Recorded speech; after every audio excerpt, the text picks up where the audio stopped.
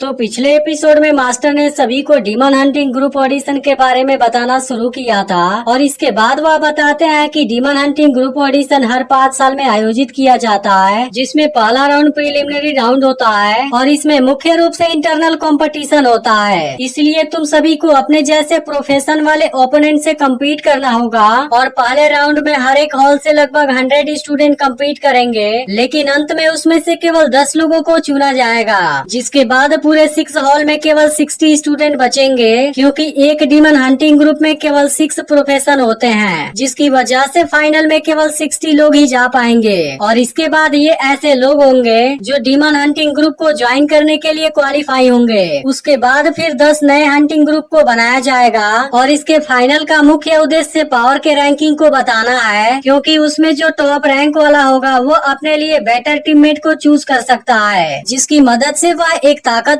Demon hunting group को बना सकता है। इसके अलावा वहाँ पर जितने भी अलायंस होंगे वो टॉप रैंकर्स को कीमती रिसोर्स भी देंगे, लेकिन उसमें से भी जो टॉप 3 रैंक वाले होंगे उन सभी को सबसे कीमती ट्रेजर मिलेगा। लेकिन इसमें से स्पिरिट फर्नेस एक ऐसा गिफ्ट है जो हर एक यूनियन मेंबर को मिलेगा और असल में यह एक ऐसा ट्रेजर है जिसे हर यूनियन मेंबर पाना चाहता है। इसलिए मैं उम्मीद करता हूँ कि तुम लोगों को इसके इम्पोर्टेंस के बारे में पता होगा। इसके बाद चेन का भाई वह सीन याद करने लगता है जब डीमन इसके ऊपर अटैक करने वाला था, लेकिन हाओ चेन ने स्पिरिट फर्नेस का यूज करके उसे बचा लिया था। इसके बाद वह मास्टर से कहता है कि अगर हाओ चेन के पास में होली स्पिरिट फर्नेस नहीं होती तो अब तक हम यहाँ पर जिंदा नहीं बचे होते और ग्रीन ब्लेड डीमन ने हम सभी को मार दिया होता। इसके बाद मास्टर इनसे कहते हैं कि सीक्रेट टेक्निक और स्पिरिट फर्नेस बहुत जरूरी है, लेकिन टेस्ट को पास करने के लिए तुम्हें समझना होगा कि एक अच्छे डीमन हंटिंग ग्रुप को बनाने के लिए तुम्हें अपनी एकता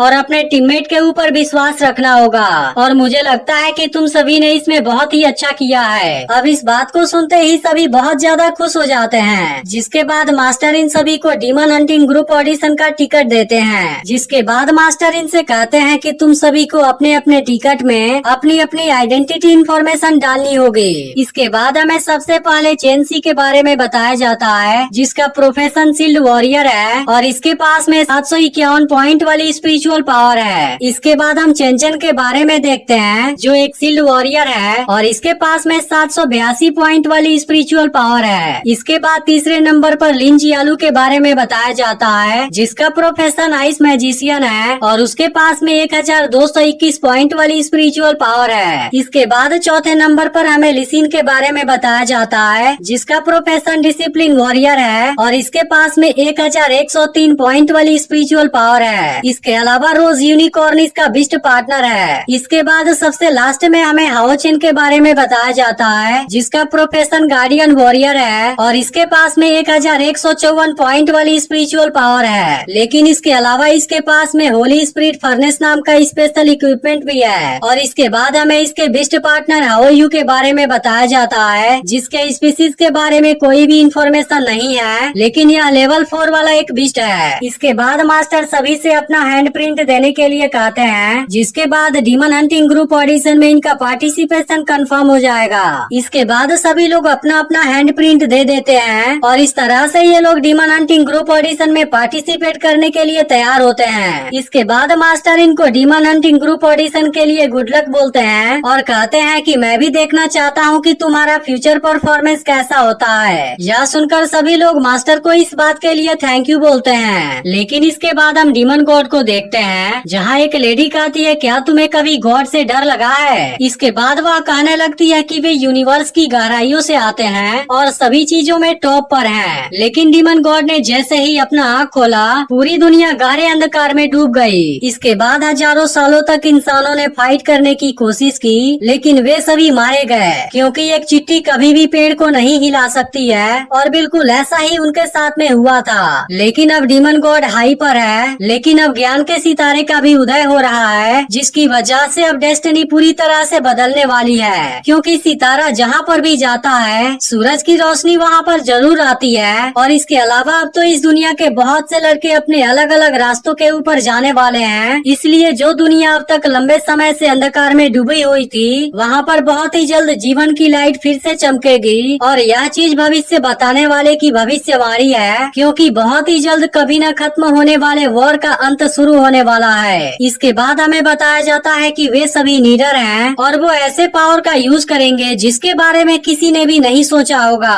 इसी के साथ में बताया जाता है कि वो दुनिया को बदलने के लिए चैलेंज करेंगे, जिसके दौरान उनको अनगिनत खोज करना होगा, अनगिनत एडवेंचर का सामना करना होगा और इसी के साथ उनको अनगिनत बैटल भी लड़ने होंगे, जिसके बाद इसी तरह से कभी ना खत्म होने वाली वॉर खत्म होगी। लेकिन असल में यह टाइम सबसे कंफ्यूजिंग है और इसी के साथ यह ऐसा टाइम है जहाँ पर सितारे चमकेंगे और इसके बाद तुम देख लेना कि इंसानियत को उम्मीद की चिंगारी कभी भी नहीं बुझेगी। अब इसके बाद हम उस जगह का सीन देखते हैं जहाँ पर बहुत समय पहले एक लड़की प्रैक्टिस करने के लिए गई थी, लेकिन आज वहाँ पर उसका एल्डर आता है और उसे बताता है कि अब डीमन हंटिंग ग्रुप कंपटीशन का समय आ गया है, जिसके लिए तुम्हें अब यहाँ से चलना होगा। अब इस बात को सुनकर यह लड़की नीचे आती है, जिसके बाद बाकी लोग इसका वेलकम करते हैं और इसको देख कहते हैं कि रिनकॉर्नेशन आ गई है। इसके बाद हम देखते हैं कि यह लड़की बड़ी हो गई है और इसकी पावर भी पहले से बहुत ज्यादा बढ़ चुकी है, लेकिन इसके अलावा वह अभी भी किसी बात से गुस्से में होती है। इसके बाद एल्डर इसके पास में आता है और वह इससे कहता है कि अगर तुम जाने नहीं दोगी तब इसकी वजह से बाद में तुम हमेशा ही वापस आ सकती हो। लेकिन इसके बाद लड़की कहती है कि मैं इस जगह से नफरत करती हूँ और इसके बाद वह यहाँ से जाने लगती है, लेकिन यहाँ से निकलने से पहले वह यहाँ के स्टैच्यू पर अपनी पावर का यूज कर देती है, जिसे देखते ही सभी बहुत ज्यादा हैरान हो जाते हैं, क्योंकि इसके पावर की वजह से स्टैच्यू चकनाचूर होने लगती है और कुछ ही देर में सब कुछ डिस्ट्रॉय हो जाता है। इसके बाद यहाँ मौजूद सभी लोग कहने लगते हैं कि रिनकॉर्नेशन फिर से प्रकट हुई है और सभी डीमन साइलेंस हो गए हैं। लेकिन इसके बाद लड़की कहती है कि अब यहाँ पर ऐसा कोई नहीं है जो मुझे रोक सके और इसी के साथ यह एपिसोड भी एंड हो जाता है। लेकिन अगर आपने इसके पिछले पार्ट को मिस कर दिया हो तो लेफ्ट वाली वीडियो जरूर देख लेना और चैनल को भी सब्सक्राइब करके नोटिफिकेशन को ऑल पर सेट कर देना।